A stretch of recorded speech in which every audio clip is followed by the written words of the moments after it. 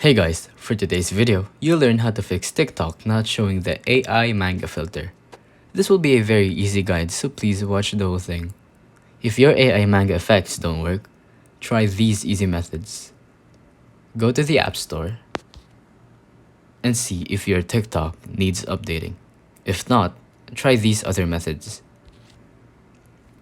Go to your TikTok app but don't open it yet. Tap and hold on it and you will see a bunch of options. You'll want to tap on Clear Cache. This basically clears all the data that your TikTok has stored over the past few days or years that you've had TikTok. Now just scroll down and tap on Free Up Space, and then Clear Cache. Now try using effects.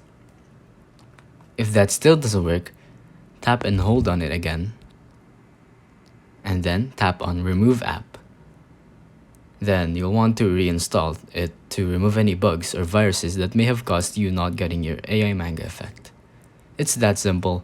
If you think this video is helpful, please consider liking, subscribing, and hitting the notification bell. If you have any questions, feel free to comment down below.